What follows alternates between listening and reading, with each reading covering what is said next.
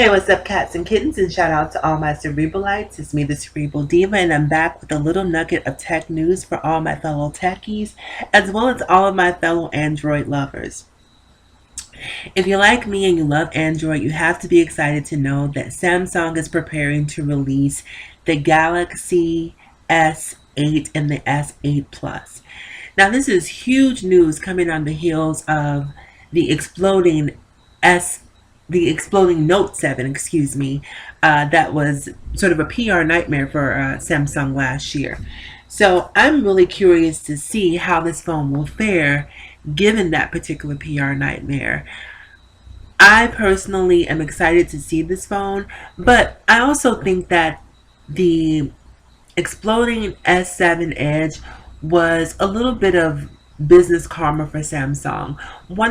One of the favorite features for me personally as a Android user, as a Galaxy user, was always the fact that I knew that batteries in particular have an expiration date. And so when you buy an iPhone, the batteries were always built into those. You weren't able to swap them out. If you had an issue with the battery, you typically had to take it in and have it serviced. Whereas with a Android or with a Galaxy, you were able to pop open the back, pop in a new battery, and life goes on. So when Samsung decided to implement the built-in batteries, the permanent batteries, that was one of the things that I hated, and it's one of the things I still dislike about the product, but I'm learning to live with that. However, had they had the option of simply swapping out batteries last year, that problem would have been solved instantaneously. You replace the battery and all of the PR nightmare goes away. But because they tried to sort of ride the coattails of iPhone with the built-in battery, they really paid a high price for that decision. And I think good for them.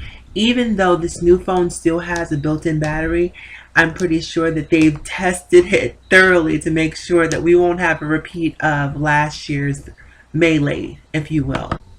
Now, Samsung is promising that these new phones are safe. So, once again, I repeat, they're promising that these new phones are safe and that one of the major features of the new phone is the screen size. The screens are supposed to be much bigger than the previous models, which to me almost makes this whole tablet thing slightly obsolete, because if you have a huge phone, I'm not sure why you would need a tablet, but anyway, I digress. So the screens are going to be much larger, going almost to the edge of the phone, and it's going to have curved edges, and the design is supposed to be almost micro thin, which is a good thing to some degree, but given the fragility of phones, I'm a little leery about phones that are super thin. I have a tendency to sleep with my phone, and I don't want to roll over one day and have to wake up the next morning only to buy a new phone. Now, one of the things that I don't like is that there is no longer a physical home button. You know, I'm tactile. I like to touch and feel things, and so getting rid of the home button is not something that I'm particularly a fan of. You know, I like having that actual physical button, but I remember when we used to use the keyboards for texting, and then we went to the screens for texting, that was quite an adjustment for me as well, but I ultimately made that adjustment, and I'm sure given the absence of the home key, I will acclimate as well. If you're wondering when the phones are coming out, you might want to start saving your money pretty soon. You can pre-order beginning April 21st. You can pre-order beginning March 30th, and the actual phones will be available on April 21st.